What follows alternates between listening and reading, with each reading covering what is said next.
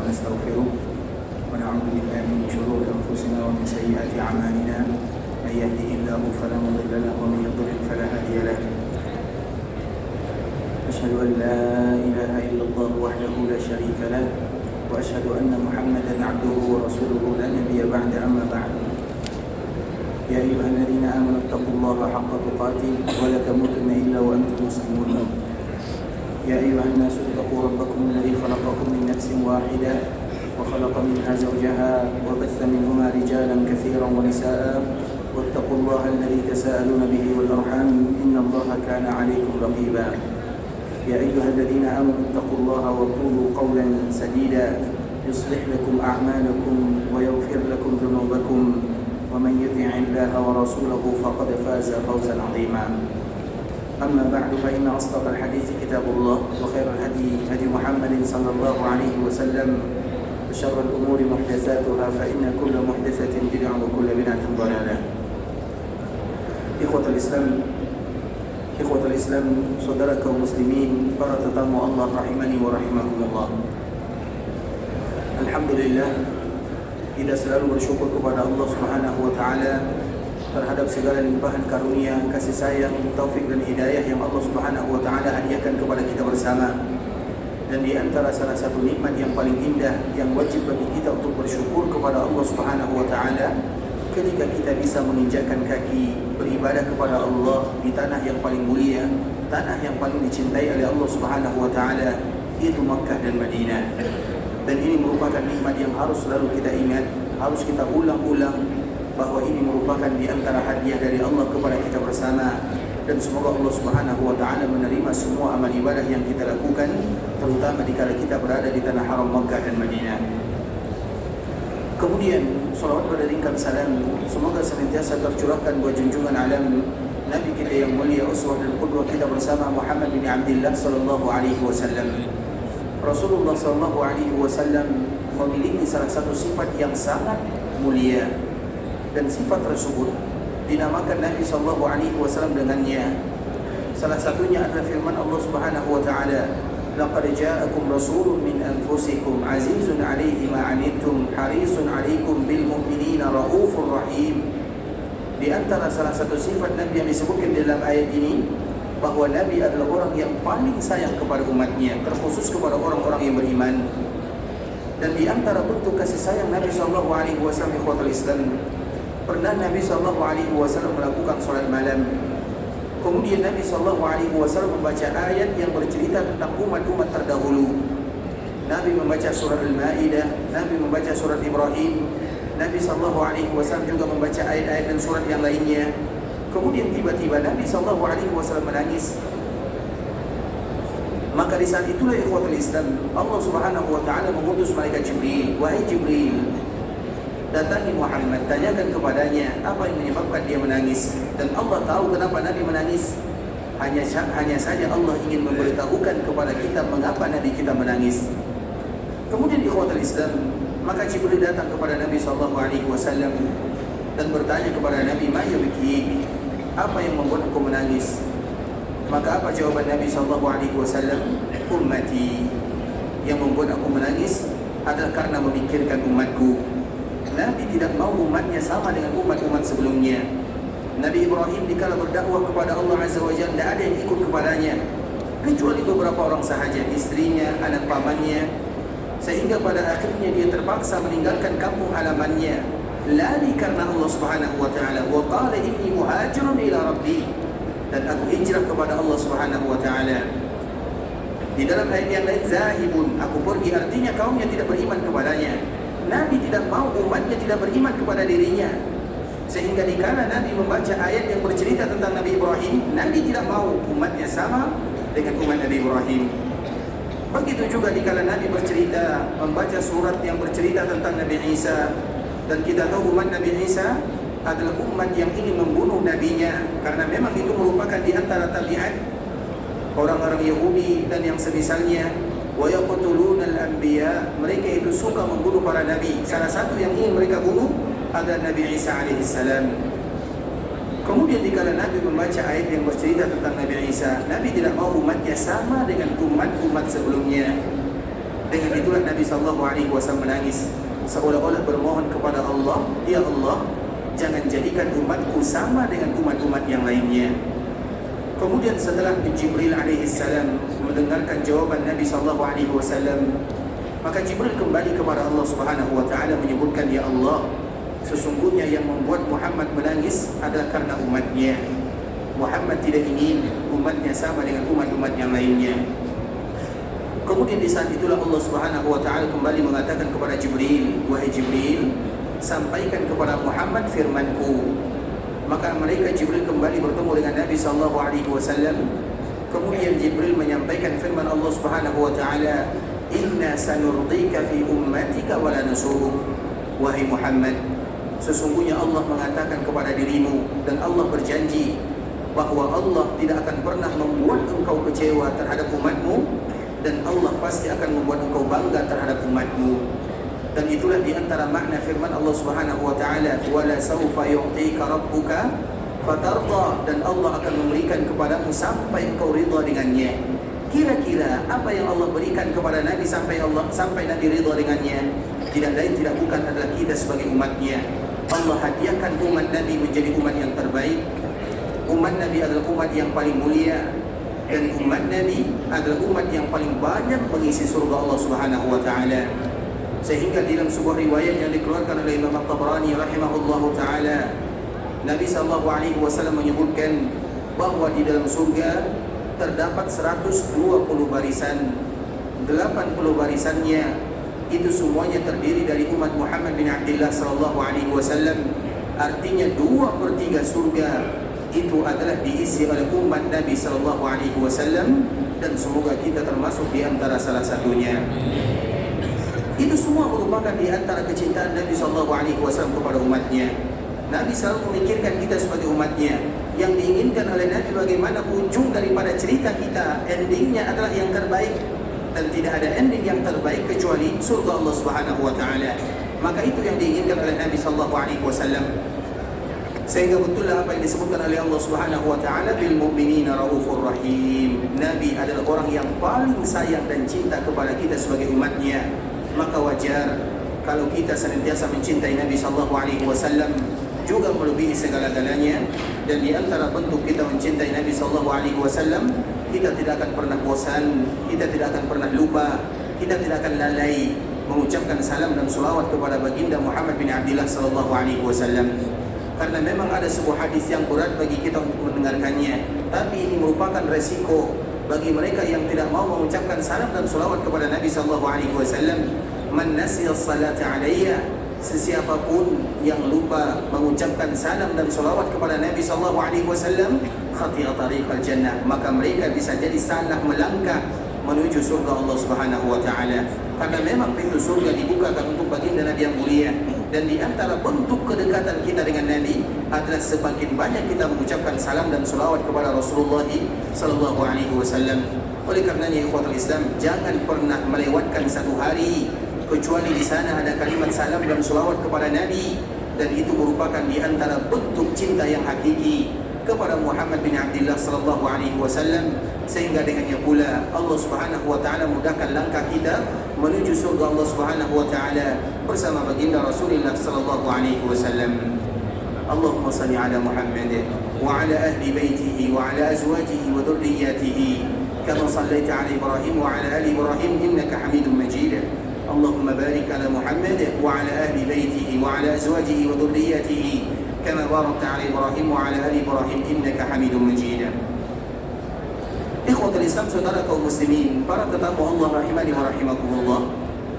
Pada kesempatan kali ini kita akan kembali melanjutkan pembahasan sebelumnya, masih berkaitan dengan perjuangan yang dilakukan oleh Nabi SAW, terkhusus selama Nabi SAW berada di kota Madinah. Kota Madinah, Nabi SAW tinggal di dalamnya tidak lebih daripada 10 tahun sahaja.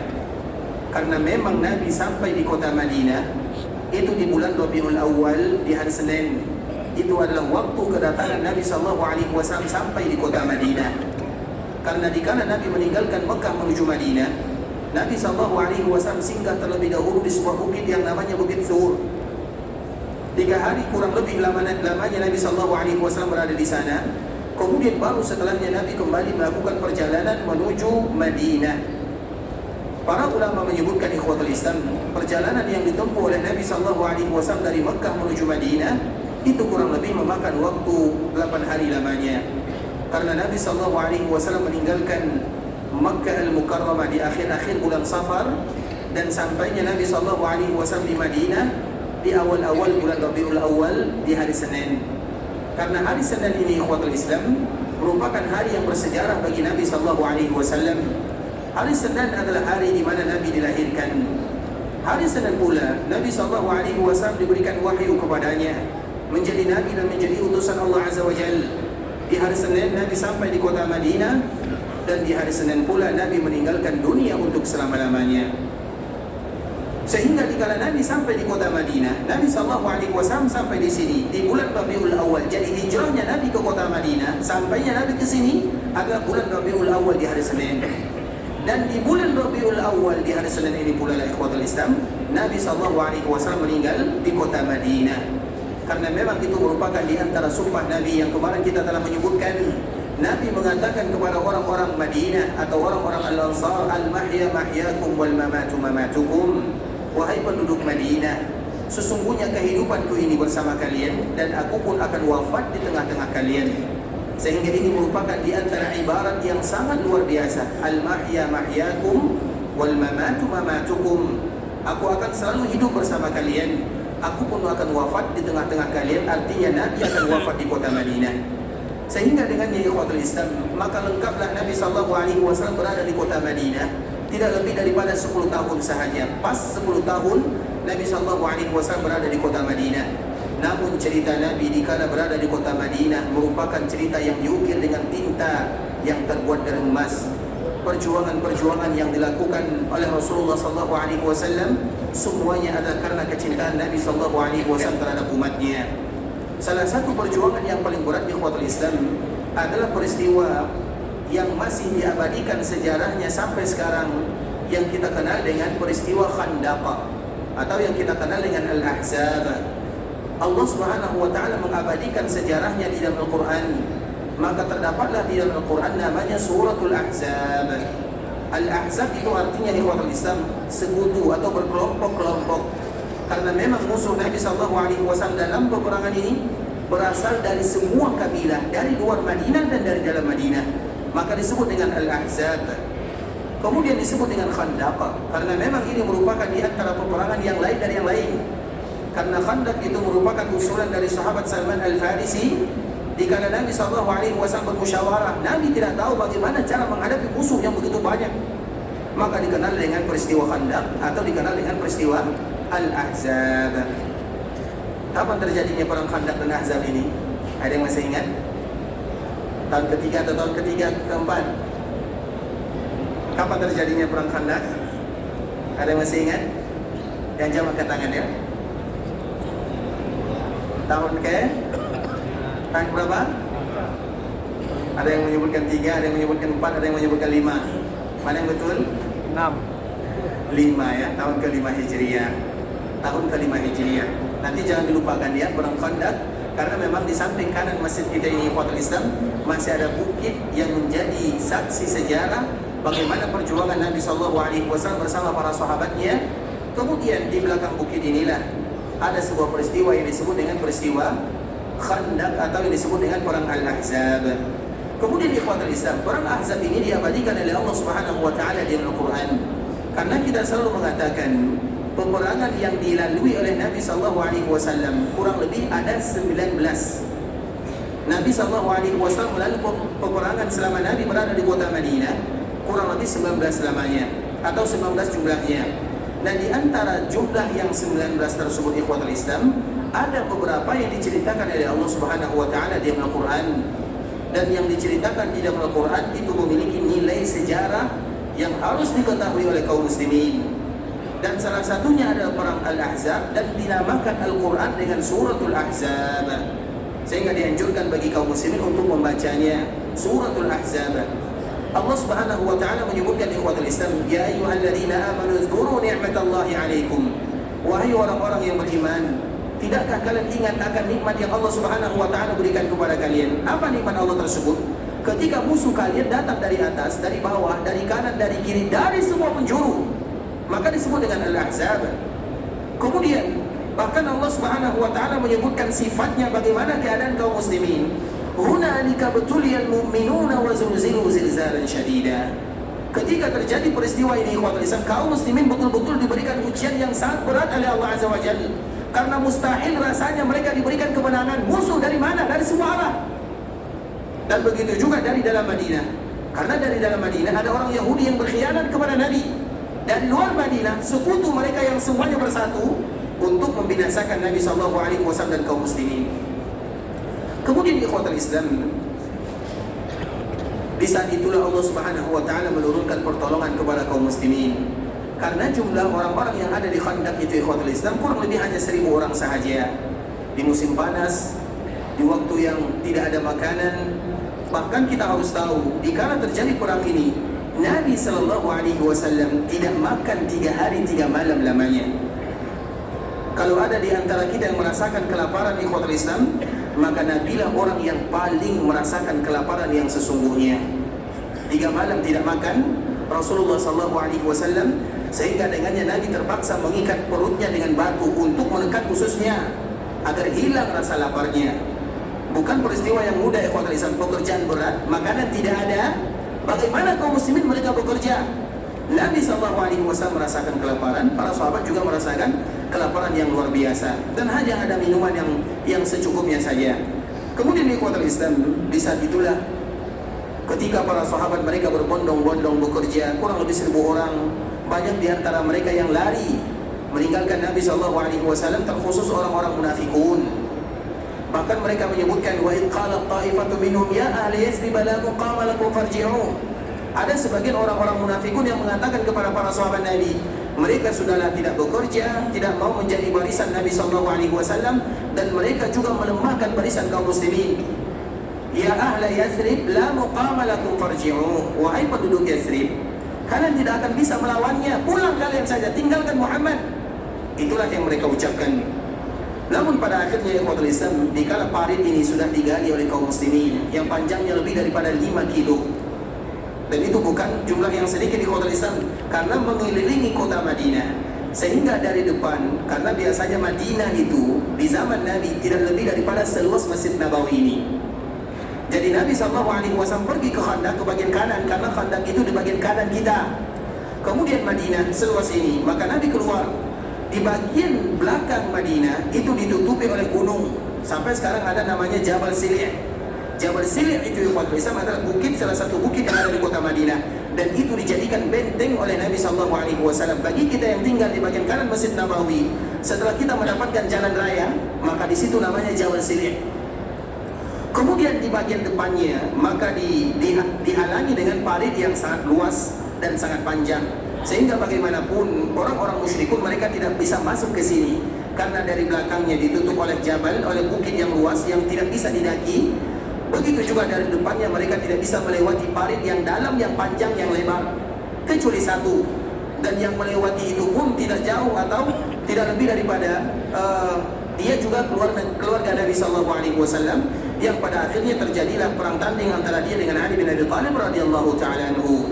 Yang pada akhirnya ikhwatul Islam, intinya Allah Subhanahu wa taala memberikan kemenangan kepada kaum muslimin dengan mengutus badai yang menghancurkan kemah, tenda, makanan dan alat-alat yang dimiliki oleh orang-orang musyrikun. Jadi tidak terjadi peperangan, tapi terjadi ketakutan. Ketika di malam harinya Allah mengutus badai, kemudian menghancurkan kemahnya, tempat tinggalnya orang-orang musyrikun. Kemudian pada akhirnya Abu Sufyan mengatakan, aku pulang ke kota Mekah. Maka pada akhirnya mereka pun semuanya pulang ke kota Mekah Al-Mukarramah. Kemudian setelah mereka pulang, apa kata Nabi SAW? Setelah ini mereka tidak akan pernah lagi kembali ke sini. Maka terkenalah ikhwatul Islam, itu adalah muqaddimah terjadinya Fathu Mekah. Itu adalah muqaddimah terjadinya Fathu Mekah. Mengapa demikian? Karena orang-orang Quraisy Mekah yang mana mereka merupakan musuh Nabi SAW tidak akan pernah lagi kembali ke kota Madinah untuk selama-lamanya. Artinya Nabi tidak lagi didatangi, tapi Nabi yang akan mendatangi.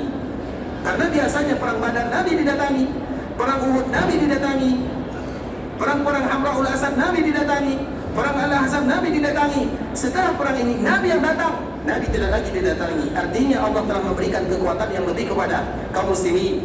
Makanya Nabi SAW mengatakan mereka tidak akan berani lagi datang setelah ini. Dan itu terjadi pada tahun ke-5 Hijriah. Kemudian ikhwatul Islam, setelah Nabi mengatakan yang demikian, maka tentunya Nabi SAW tahun berikutnya bercita-cita datang ke Makkah Al-Mukarramah untuk melaksanakan ibadah umrah. Maka itulah yang terkenal dengan umrah pertama Nabi SAW, yaitu setelah terjadinya perang Ahzab. Mengapa Nabi SAW berani melaksanakan ibadah umrah? Karena Nabi SAW mengatakan setelah tahun ini mereka tidak akan pernah berani datang ke kota Madinah. Artinya Allah telah memberikan kekuatan kepada kaum muslimin dan telah memberikan kelemahan kepada musuh-musuh Islam, sehingga dengannya Nabi berikrar untuk datang ke kota Mekah melaksanakan ibadah umrah. Dan bahkan juga Nabi SAW sudah bermimpi. Nabi SAW memasuki Al-Masjidil Haram. Jadi pada tahun ini, ikhwatul Islam, tahun ke-5 ini, setelah terjadi perang Al-Ahzab, perang Khandaq, Nabi bermimpi. Dan kita tahu mimpi Nabi SAW benar adanya. Apa yang dilihat oleh Nabi dalam mimpinya? Nabi mendatangi Al-Masjidil Haram. Itu adalah mimpi Rasulullah SAW. Dan inilah yang akan kita bahas, yaitu kalimat mimpi Nabi SAW dengan Al-Masjidil Haram. Dan kita tahu ikhwatul Islam, mimpi Nabi adalah wahyu dari Allah Subhanahu wa Ta'ala. Karena mimpi Nabi, mimpi itu ikhwatul Islam, hukum asalnya adalah gangguan dari syaitan. Itu hukum asalnya. Mimpi itu hukum asalnya adalah gangguan dari syaitan. Dan Nabi adalah orang yang diselamatkan oleh Allah Subhanahu wa Ta'ala dari gangguan syaitan. Dan kemarin kita telah menceritakan bagaimana Nabi diselamatkan oleh Allah Subhanahu wa Ta'ala dari gangguan syaitan. Sehingga apapun yang dilihat oleh Nabi di dalam mimpinya, bukan hanya Nabi saja, begitu juga para Nabi yang lainnya, semua mimpinya adalah wahyu dari Allah Azza wa Jalla. Sedangkan mimpi kaum muslimin, biasanya mimpi itu ikhwatul Islam tergantung keadaan, bagaimana perbuatan kita. Karena biasanya mimpi itu tergantung keadaan kita dan apa yang biasanya kita lakukan. Orang yang misalnya bermimpi atau senantiasa membahas tentang Nabi SAW, mempelajari tentang Nabi SAW, maka bisa jadi mereka bermimpi bertemu dengan Nabi SAW. Orang yang terbiasa berbisnis, maka bisa jadi mereka bermimpi bagaimana bisnisnya lancar. Orang yang selalu cita-citanya poligami, bisa jadi mereka bermimpi. Contoh. Karena mimpi itu bagaimana keadaan kita masing-masing. Makanya mimpi tidak boleh dijadikan standar apapun. Ingat itu baik-baik. Kalau seandainya mimpi kita buruk, jangan pernah diceritakan kepada siapapun. Saya bermimpi dikejar ular, dimakan harimau. Bagaimana keadaan kita? Cukup bagi kita berta'awudz, a'udzubillahi minasyaitonirrajim. Kemudian kita meludah ke kiri 3 kali, selesai, jangan diceritakan. Begitu juga kalau seandainya mimpi kita bagus, maka bisa jadi itu adalah kabar gembira dari Allah Azza wa Jalla. Karena mimpi itu sebagian tanda-tanda kabar gembira, mubasyirat namanya. Misalnya ada orang bermimpi, contohnya dia bermimpi datang ke Makkah Al-Mukarramah. Bisa jadi itu tanda dia akan berangkat melaksanakan ibadah haji dan ibadah umrah misalnya. Tapi jangan dulu diceritakan, baru diceritakan kapan? Kalau nanti mimpinya sudah terjadi. Bisa dipahami ya? Nah, sedangkan yang ketiga, bagian yang ketiga adalah mimpi bunga tidur namanya. Hukum asalnya ikhwatul Islam, mimpi itu tidak boleh dijadikan standarisasi apalagi dalam agama. Dan juga tidak boleh diceritakan kalau seandainya mimpinya buruk. Kalau baik misalnya kabar gembira, dia melihat misalnya ini dan itu misalnya, maka nanti diceritakan kalau seandainya sudah terjadi, agar betul-betul sebagai kabar gembira.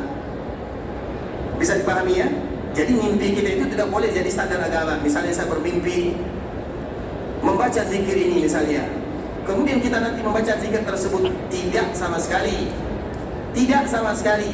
Karena kalau kita bermimpi bagian daripada agama, berarti sama saja kita menuduh agama belum sempurna. Dalam masalah agama tidak ada tambahan dan kekurangannya. Misalnya saya bermimpi membaca misalnya zikir ini misalnya 1000 kali misalnya, tentunya itu dilihat dulu dalam agama. Kalau seandainya ada dalilnya silakan. Kalau tidak misalnya, maka tidak boleh dimasukkan bagian daripada agama. Karena kalau kita masukkan bagian daripada agama, sama saja kita menuduh Nabi belum menyempurnakan agama dan risalah. Maka itulah mimpi, bagian mimpi yang disebutkan oleh para ulama ikhwatul Islam. Dan salah satu mimpi yang paling aman yang dijaga oleh Allah Subhanahu wa taala adalah mimpi baginda Rasulullah sallallahu alaihi wasallam. Dan Nabi bermimpi bahwa Nabi dan para sahabatnya akan memasuki Masjidil Haram. Artinya wahyu dari Allah Azza wa Jalla. Kemudian Nabi menyampaikan kepada para sahabatnya. Sehingga kalau seandainya Nabi menyampaikan, berarti betul-betul pasti mereka akan datang ke Masjidil Haram. Maka terkenal ikhwatul Islam tahun berikutnya, tahun ke-6, karena tadi terjadi pada tahun ke-5, tahun ke-6 Hijriah, itu adalah umrah pertama yang dilakukan oleh baginda Nabi yang mulia sallallahu alaihi wasallam. Itulah umrah yang pertama dilakukan oleh kaum muslimin setelah mereka meninggalkan Mekkah Al-Mukarramah. Mengapa demikian? Karena Nabi tadi menyebutkan bahwa orang-orang Mekkah tidak akan pernah lagi berani mengganggu kaum muslimin dan tidak akan lagi pernah datang ke kota Madinah, tapi Nabi yang akan mendatangi mereka. Kemudian setelah dilakukan perjalanan ikhwatul Islam, maka tentunya perjalanan itu tidak mudah ya, karena kurang lebih para sahabat itu jumlahnya kurang lebih 1.400 orang.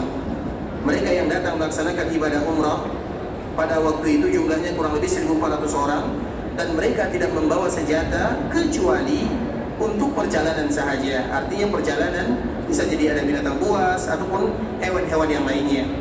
Kemudian ikhwatul Islam, Allah Subhanahu wa taala menceritakan tentang ini. Apa kata Allah Subhanahu wa taala? Laqad sadaqallahu rasulahu ar-ru'ya bil haqq. Sungguh Allah telah membenarkan mimpi Nabi sallallahu alaihi wasallam.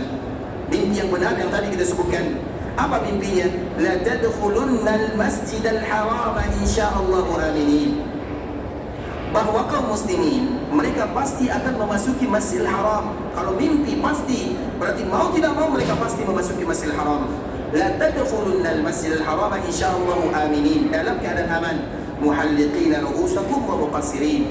Mereka akan mencukur rambutnya atau mereka akan memendekkan rambutnya, atau yang kita kenal dengan halaq atau taksir. Nah, dari situlah ikhwatul Islam, maka Nabi SAW melakukan perjalanan bersama para sahabatnya yang jumlah mereka 1.400 orang. Kemudian mereka melakukan perjalanan dari Madinah menuju Makkah Al-Mukarramah, dan miqatnya di Dzul Hulaifah. Dan kita selalu mengatakan ikhwatul Islam, miqat penduduk Madinah adalah miqat yang terjauh di antara miqat-miqat yang lainnya. Mengapa demikian? Karena tentunya pahala juga akan besar mereka dapatkan. Semakin jauh miqatnya, semakin banyak ibadahnya, semakin banyak kalimat talbiyahnya, semakin banyak doanya, semakin besar pula pahala yang diberikan oleh Allah Subhanahu wa taala. Maka miqat yang paling jauh di antara miqat-miqat yang ada adalah miqat penduduk Madinah. Dan miqat itu ikhwatul Islam, kita selalu mengatakan, apakah mesti bagi kita turun di miqat? Mesti atau tidak? Wajib atau sunnah? Wajib atau sunnah turun di miqat? Maka dari situ kita selalu mengulang-ulang ikhwatul Islam, jika kita melaksanakan ibadah umrah ini, tentu kita harus mengetahui mana rukun, mana wajib, mana sunnah. Berapa rukun umrah? Kita selalu mengulanginya. Kemarin sudah kita ulang. Berapa rukun umrah? 3. Yang pertama, niat. Bisa dipahami? Dan semua kita yang datang ke sini sudah pasti berniat. Bisa dipahami? Yang kedua tawaf, yang ketiga sa'i. Itu saja rukunnya.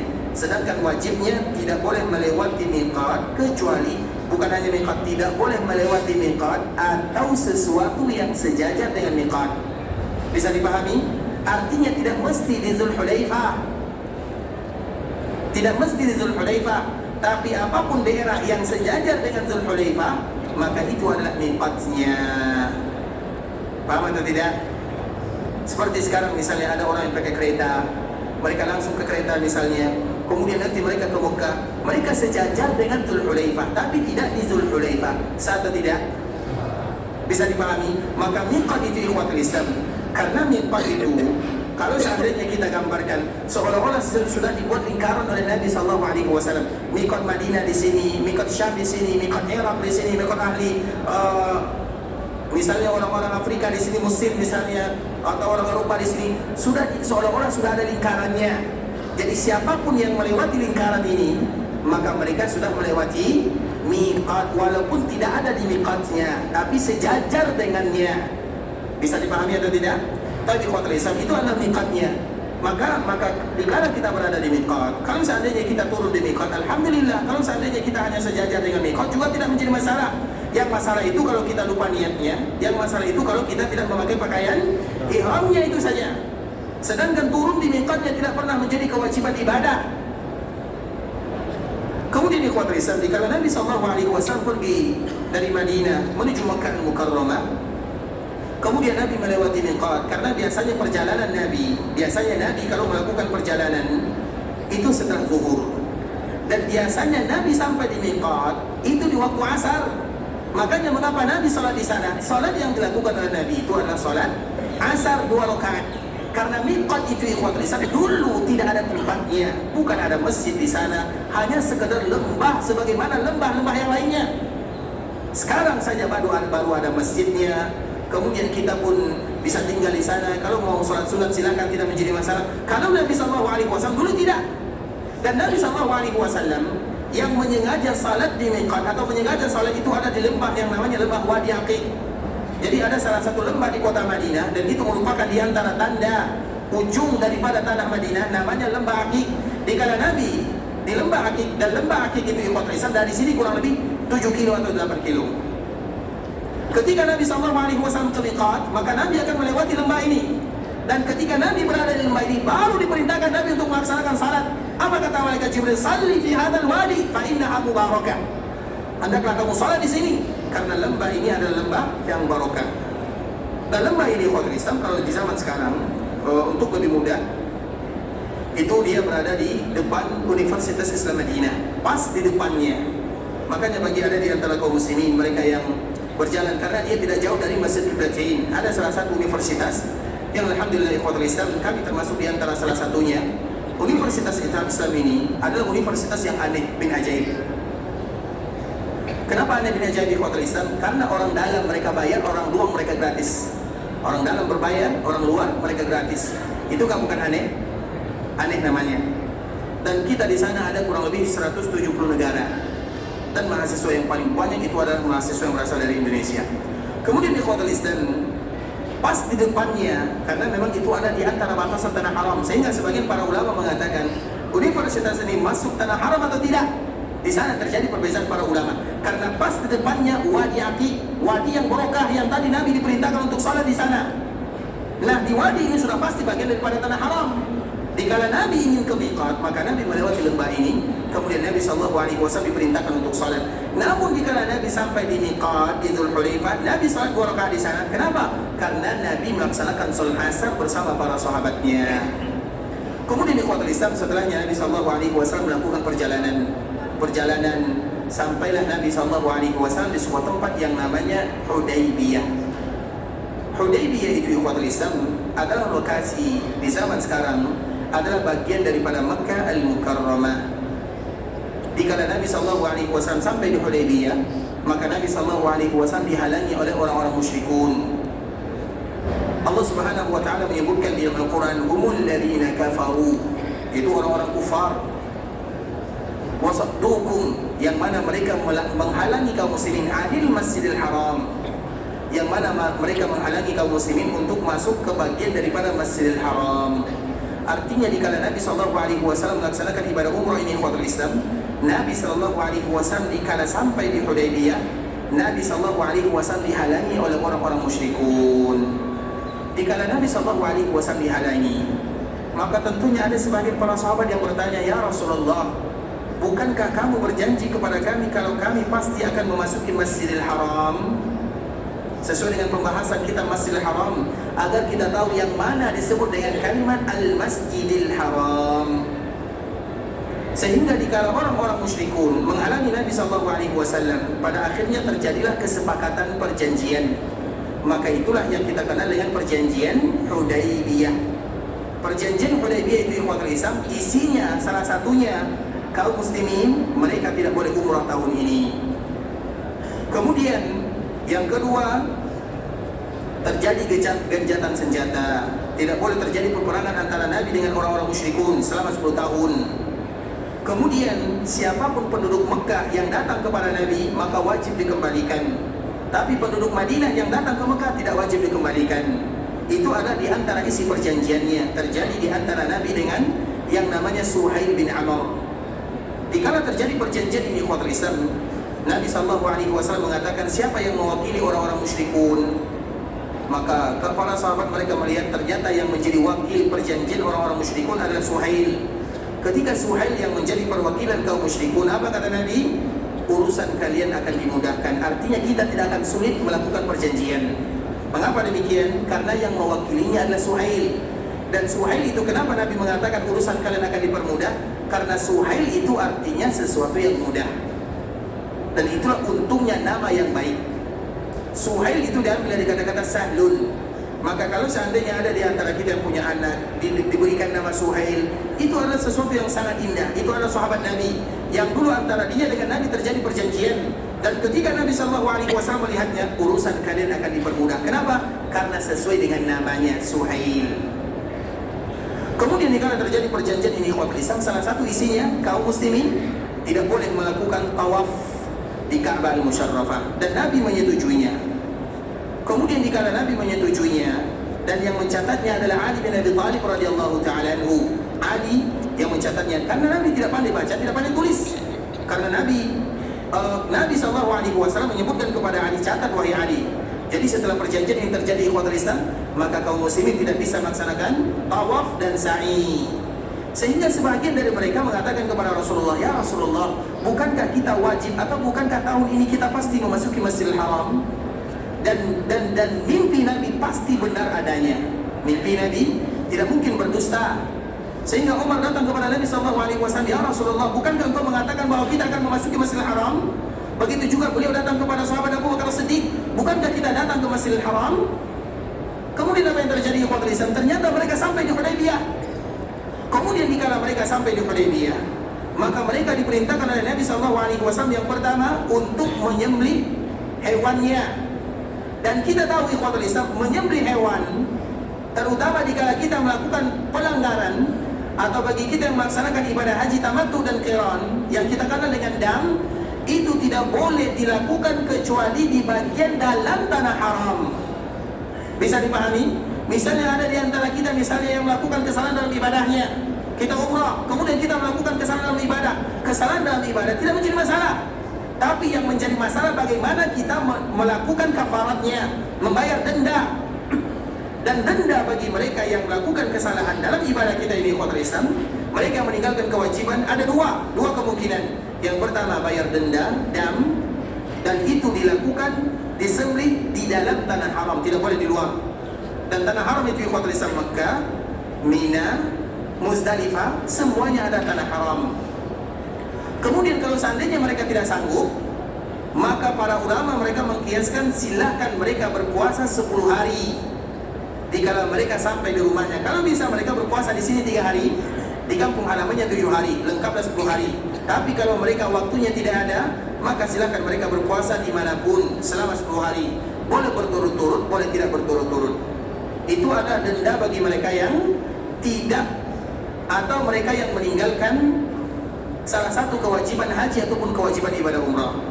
Nah, Nabi SAW dikala sudah menulis perjanjian, maka tentunya Nabi memerintahkan para sahabatnya untuk menyembelih damnya atau menyembelih domba-domba yang telah mereka bawa. Kemudian begitu juga Nabi SAW memerintahkan para sahabatnya untuk mencukur rambutnya. Karena siapapun yang sudah berniat, dan ibadah haji dan umrah ini adalah ibadah yang lain dari yang lain. Ibadah haji ini ikhwatul Islam berbeza dari yang lainnya. Ibadah salat misalnya, kalau seandainya di dalam rakaat pertama, rakaat kedua kita mimisan atau sakit perut, apa yang harus kita lakukan? Misalnya di rakaat kedua, salat maghrib misalnya, di rakaat kedua sakit perut kita misalnya, ingin buang hajat, atau kita mimisan keluar darah, atau ada hajat yang lainnya, apa yang harus kita lakukan? Kita batalkan salat, karena nanti kalau kita sakit perut tidak membatalkan salat, maka kita akan marah-marah. Kita marah, terutama kita marah kepada imam. Kenapa imam ini panjang bacaannya? Padahal imam bukan panjang bacaannya, dia yang sakit perut. Tapi karena dia tidak mau membatalkannya, karena takut tidak mendapatkan jamaah, maka dia pun pada akhirnya tidak khusus salatnya. Maka apabila ada orang yang demikian keadaannya, batalkan salatnya. Ustaz, nanti tidak dapat jamaah, tidak menjadi masalah. Karena tumanina harus lebih didahulukan daripada jamaah. Zat salat itu harus lebih didahulukan daripada jamaah atau didahulukan daripada yang lainnya. Zat salatnya. Nah, artinya kalau kita di rakaat pertama atau rakaat kedua sakit perut, maka silakan batalkan salat, kemudian kita keluar menyelesaikan hajat. Bisa dipahami? Nah, dikala kita membatalkan salat, apakah kita kena denda? Kena denda atau tidak? Tidak ada dendanya kalau membatalkan salat karena udzur syar'i. Begitu juga misalnya dikala kita berpuasa, kemudian tiba-tiba kita ingin safar, boleh tidak kita membatalkan puasa? Boleh. Apakah ada dendanya? Ada atau tidak? Ada. Dibayar pada waktu yang lainnya. Tapi itu bukan denda namanya, ganti, qada namanya. Sedangkan dikala kita melaksanakan ibadah haji dan umrah, kemudian kita sudah mengucapkan labbaik Allahumma hajjah, labbaik Allahumma umrah. Setelah kita mengucapkan kalimat ini, tidak boleh bagi kita keluar dari ibadah sampai kita menyempurnakannya. Berbeza dari yang lainnya. Makanya Allah menyebutkan wa atimul hajja wal umrata lillah. Sempurnakan ibadah haji dan umrah karena Allah. Artinya kalau kalian sudah berniat, tidak boleh kalian keluar darinya sampai kalian mencukur rambut kalian atau memendekkan rambut kalian. Karena hukum asalnya ikhwatul Islam, terutama bagi kita kaum laki-laki, itu bagaimana kita mencukur habis rambut. Dan itulah ujian terberat bagi kita yang melaksanakan ibadah haji dan umrah. Orang yang umrah itu ikhwatul Islam, tentunya yang mereka cari adalah bagaimana mereka mendapatkan ampunan Allah Subhanahu wa ta'ala. Dan salah satu momen Allah mengampunkan hambanya, menyayangi hambanya, adalah dikala mereka meninggalkan keindahan karena Allah Subhanahu wa ta'ala. Karena biasanya rambut itu fitnahnya luar biasa ya. Makanya banyak di antara jamaah haji dan umrah, mereka tidak berani mencukur rambutnya karena hilang gantengnya. Ataupun ada masalah-masalah yang lainnya, hilangkan, tinggalkan di sini karena Allah Subhanahu wa ta'ala. Mengapa demikian? Karena manusia yang paling tampan adalah siapa? Rasulullah SAW. Manusia yang paling bagus rambutnya adalah Rasulullah SAW. Tapi ingat, Nabi mencukur habis rambutnya setiap kali Nabi melaksanakan ibadah ke Mekah Al-Mukarramah. Kalau Nabi demikian keadaannya, maka tentu kita juga lebih berani dari Nabi SAW. Dan itu hanya sekedar rambut saja ikhwatul Islam. Artinya siapapun yang datang ke sini, maka jangan lagi sisakan rambutnya, tinggalkan di Mekah. Dan semoga Allah ampunkan dosa kita bersama. Siap ya untuk cukur gundul ya? Ya. Betul nih? Ya. Baik, semoga dimudahkan semuanya. Karena itu merupakan di antara ujian dan fitnah orang-orang yang melaksanakan ibadah. Ambil sedikit, ambil sedikit. Kenapa Ustaz? Saya malu di kantor Ustaz, misalnya. Atau saya malu kepada kawan-kawan. Kita bangga, semestinya kita bangga. Karena mencukur rambut itu hukum asalnya tidak boleh. Tidak boleh. Kecuali untuk beribadah kepada Allah. Kecuali ada uzur. Bisa dipahami? Misalnya kepala kita sakit atau banyak kutunya, itu boleh dicukur. Kalau yang lain tidak boleh. Tidak ada yang namanya istilah ibadah dengan mencukur rambut kecuali di Mekah Mukarramah, kecuali di sana. Maka manfaatkanlah momen ini untuk beribadah kepada Allah. Dan siapapun yang melakukan karena Allah, maka Allah akan ampunkan dosanya. Makanya Nabi berdoa, ya Allah sayangi, ampunkan orang yang mencukur rambutnya, ampunkan dosanya. Kemudian sayangi dirinya orang yang mencukur rambutnya 3 kali, diulang dan diulang oleh Rasulullah SAW. Nah, kalau seandainya terjadi sesuatu kepada kita dikala kita melaksanakan ibadah umrah, tidak jadi kita tawaf, tidak jadi bagi kita menyempurnakan ibadah, maka kita tetap mencukur rambut. Dan itulah yang diperintahkan oleh Nabi SAW dikala Nabi SAW ditahan di Hudaybiyah. Dikala terjadi perjanjian Hudaybiyah, dan salah satu isinya Nabi tidak boleh tawaf, Nabi tidak boleh sa'i, maka Nabi memerintahkan para sahabatnya untuk mencukur rambutnya. Hanya saja para sahabat tidak mau. Mengapa mereka tidak mau ikhwatul Islam? Bukan karena mereka tidak mengindahkan perintah Nabi, tapi mereka masih berharap untuk turun wahyu yang membatalkan perjanjian ini. Karena zaman Nabi adalah zaman wahyu. Dan kita tahu ikhwatul Islam, apapun yang dilakukan oleh sahabat dan Nabi masih hidup, maka itu adalah bagian daripada wahyu. Ingat itu baik-baik. Apapun yang dilakukan oleh para sahabat dan Nabi masih hidup, maka itu adalah wahyu. Kalau benar, Allah akan membenarkannya. Kalau salah, Allah akan turunkan wahyu bahwa itu adalah salah. Kalau Nabi masih hidup. Tapi kalau setelah Nabi wafat, apapun yang dilakukan oleh para sahabat Nabi, kalau seandainya tidak ada yang menyalahkannya, maka itu adalah bagian daripada ijma'. Tapi kalau seandainya ada yang menentangnya, maka itu amalan pribadi. Dan perbuatan sahabat, ada yang mengatakan itu adalah hujjah secara individu ya. Ada yang mengatakan hujjah, ada yang mengatakan tidak, terutama setelah Nabi wafat. Dan itulah yang membuat para sahabat itu sedih. Dengan wafatnya Nabi, yang membuat mereka sedih itu adalah wahyu sudah terputus. Kalau seandainya mereka hidup di zaman Nabi, maka apapun yang mereka lakukan itu adalah bagian daripada wahyu. Sehingga tidak boleh bagi kita mengatakan ada sahabat yang tiba-tiba sholat 2 rakaat tidak diajarkan oleh Nabi. Jangan. Kemudian ada di antara kita mengatakan sahabat melakukan ini dan Nabi masih hidup. Jangan. Karena apapun yang dilakukan oleh para sahabat Nabi masih hidup, itu adalah bagian daripada wahyu Allah Subhanahu wa Ta'ala. Nah, begitu juga ikhwatul Islam. Ketika Nabi SAW memerintahkan para sahabatnya untuk mencukur rambut, mereka tidak mau. Bukan berarti mereka membangkang kepada Nabi, tidak. Para sahabat adalah orang yang paling taat, paling sayang kepada Nabi, tapi mereka berharap wahyu masih turun. Mereka berharap bagaimana wahyu turun, kemudian membatalkan perjanjian ini. Karena hati mereka sudah rindu masuk ke Makkah Al-Mukarramah, kampung halamannya. Mereka sudah 6 tahun meninggalkan Mekah.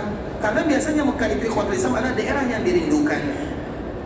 Makanya selalu kita bertanya, mana yang lebih rindu? Orang yang sudah pernah datang ke Mekah atau orang yang belum datang ke Mekah?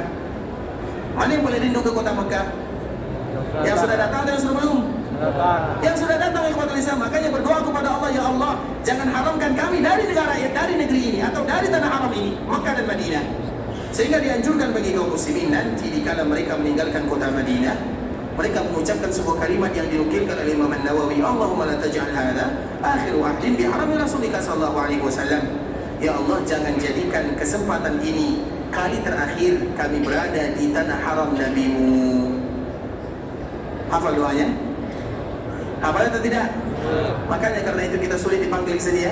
Karena kadang-kadang kita pergi meninggalkan Madinah begitu saja. Tidak. Tinggalkan Madinah dalam keadaan terindah. Salah satunya adalah kalimat yang diucapkan oleh Imam An-Nawawi yang dinukilkan dalam kitab Al-Azkarnya. Ya Allah, jangan jadikan kesempatan ini adalah kali terakhir kami berada di haram, di kota Rasulullah sallallahu alaihi wasallam. Allahumma la taj'al hadha akhir wahdin di harami Rasulika sallallahu alaihi wasallam.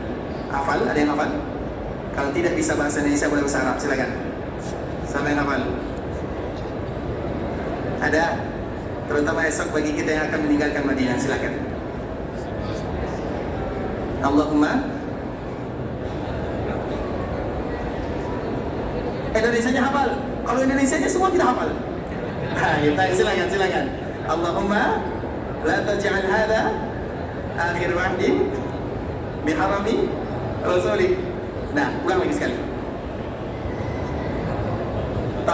Bahasa apa pun boleh, silakan.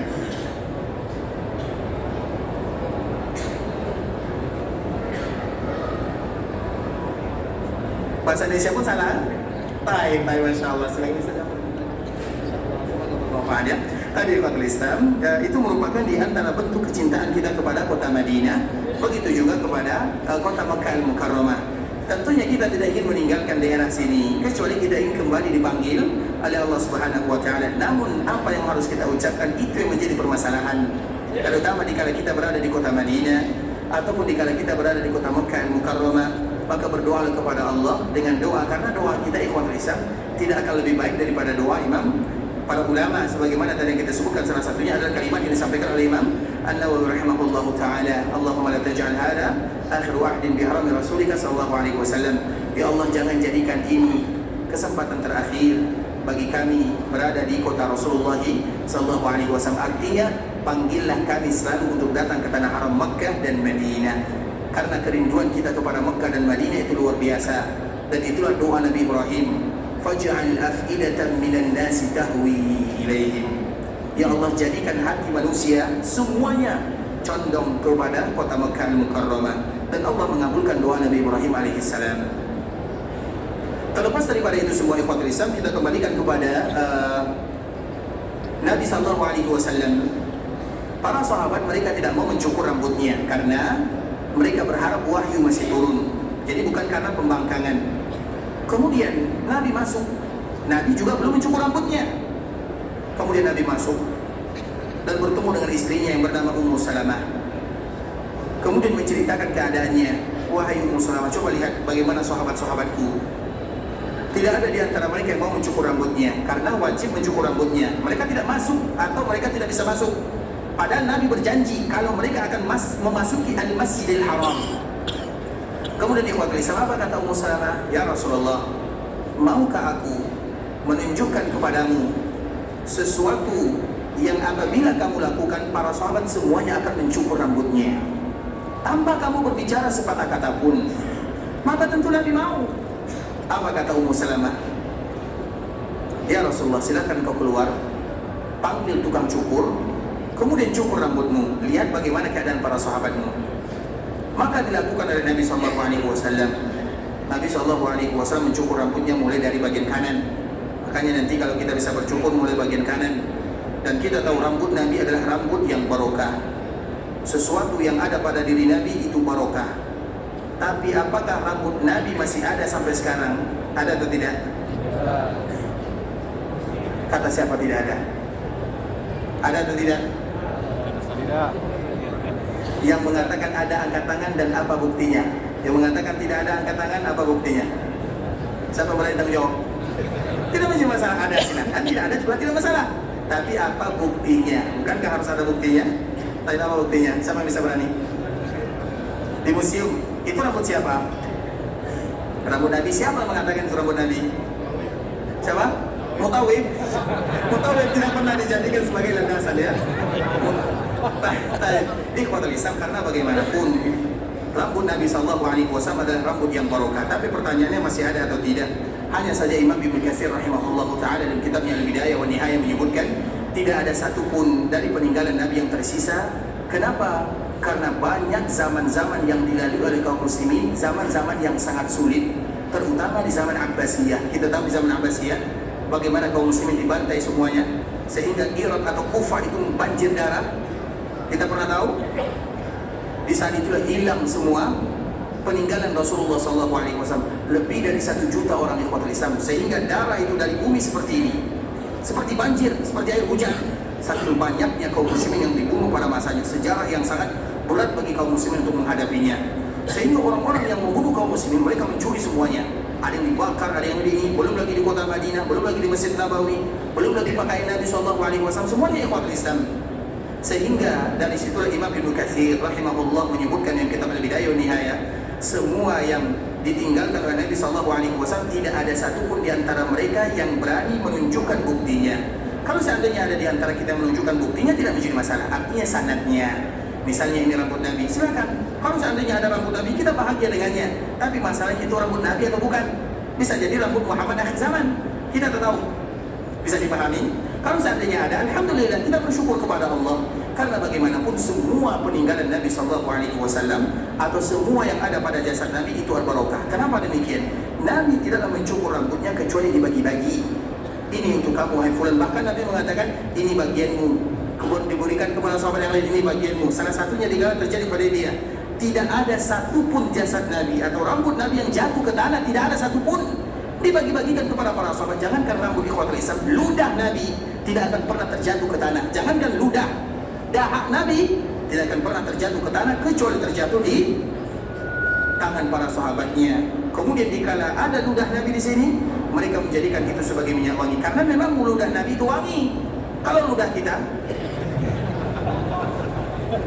sendiri pun tidak sanggup untuk menciumnya. Jangan pernah disamakan antara ludah Nabi dengan ludah kita, dahak Nabi dengan dahak kita, keringat Nabi dengan keringat kita. Itulah keberkahan yang Allah berikan kepada Rasulullah SAW. Jadi Nabi manusia biasa, iya, tapi banyak yang membezakan antara Nabi dengan manusia biasa.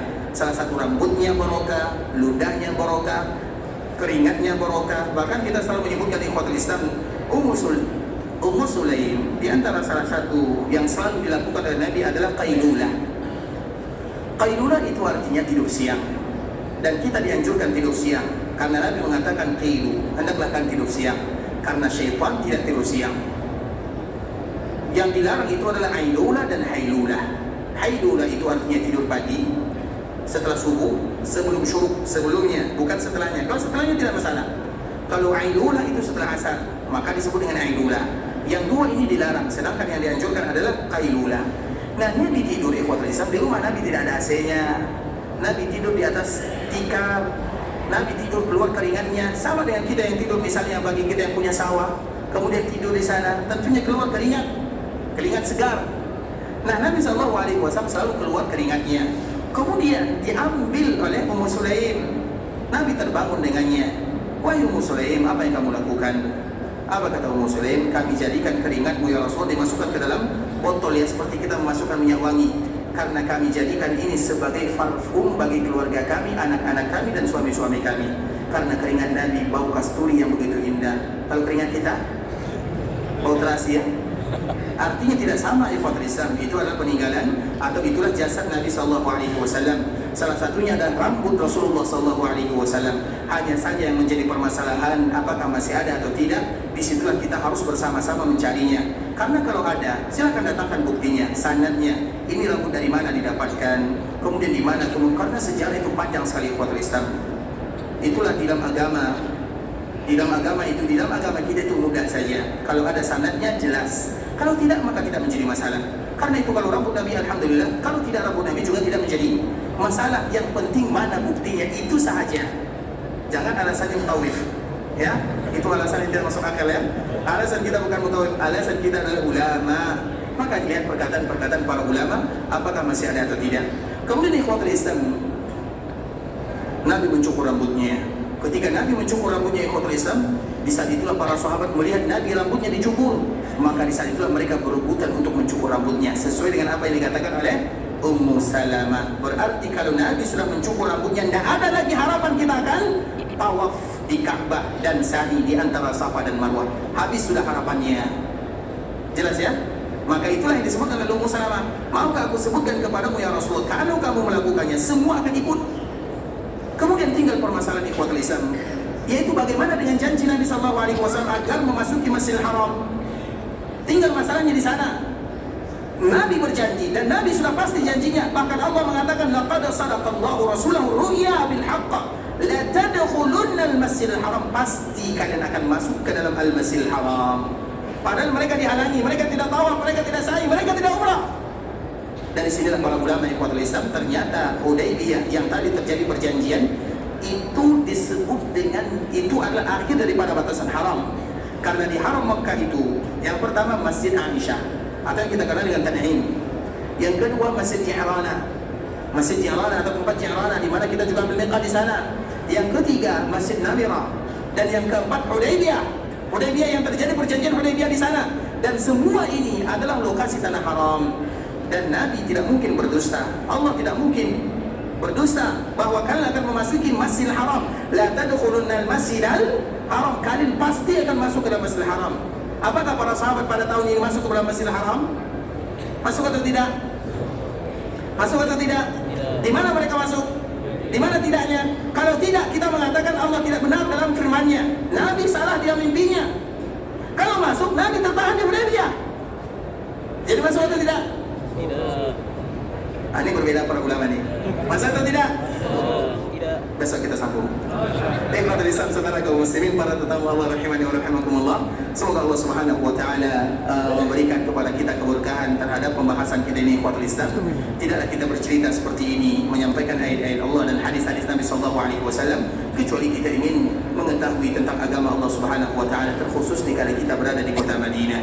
Di antara salah satu nama kota Madinah adalah Baitul Ilmi. Siapapun yang berada di Masjid Nabawi, kemudian mereka belajar agama walau satu ayat walau satu hadis, maka mereka statusnya sama dengan orang yang sedang berjihad di jalan Allah Azza wa Jalla. Dan semoga perkumpulan kita di sini termasuk orang yang sedang berjihad di jalan Allah Subhanahu wa taala. Semoga Allah ampunkan dosa kita bersama, dosa orang tua kita. Kalau ada di antara orang tua kita yang sudah meninggal, semoga Allah ampunkan dosa-dosanya, Allah lapangkan perkuburannya. Kalau ada di antara orang tua kita yang masih hidup, semoga diberikan umur panjang dalam ketaatan kepada Allah Azza wa Jalla. Semoga Allah Subhanahu wa taala ampunkan dosa saudara-saudari kita, keluarga kita, masyarakat kita dan seluruh kaum muslimin. Allahumma la tada' lana dhanban illa ghafartah, wa la hamman illa farajtah, wa la daynan illa qadaytah. اللهم إنا نسألك من الخير كله عاجله وآجله ما علمنا منه وما لم نعلم ونعوذ بك من الشر كله عاجله وآجله ما علمنا منه وما لم نعلم اللهم إنا نسألك خير ما سأل عبدك ونبيك محمد صلى الله عليه وسلم ونعوذ بك من شر ما عاد منه عبدك ونبيك محمد صلى الله عليه وسلم اللهم إنا نسألك الجنة اللهم إنا نسألك الجنة اللهم إنا نسألك الجنة وما قرب إليها من قول أو عمل ونعوذ بك من النار ونعوذ بك من النار ونعوذ بك من النار وما قرب إليها من قول أو عمل اللهم إنا نسألك أن تجعل كل قضاء قضيته لنا خير Kalau ada di antara kita yang ingin pergi ke Mekah untuk beribadah, semoga Allah menerima semua amal ibadahnya. Semoga Allah mengabulkan doanya. Semoga dijadikan umrahnya adalah umrah yang mabrurah, wa sa'yan mashkura, wa dhanban maghfura. Kalau ada di antara kita yang ingin pulang ke kampung halamannya, semoga dimudahkan perjalanannya, dilancarkan urusannya, kembali berkumpul dengan keluarga yang mereka tinggalkan dalam keadaan sehat walafiat, dan semoga kita selalu terpanggil menjadi tamu Allah melaksanakan ibadah haji dan umrah. Kita tutup dengan doa kafaratul majlis. Subhanakallahumma bihamdika asyhadu an la ilaha illa anta astaghfiruka wa atubu ilaik. Wa sallallahu wa sallim ala nabiyyina wa habibina wa khalilina wa sayyidina Muhammadin wa ala alihi wa sahbihi wa sallam tasliman katsira. Assalamualaikum warahmatullahi wabarakatuh. Assalamualaikum.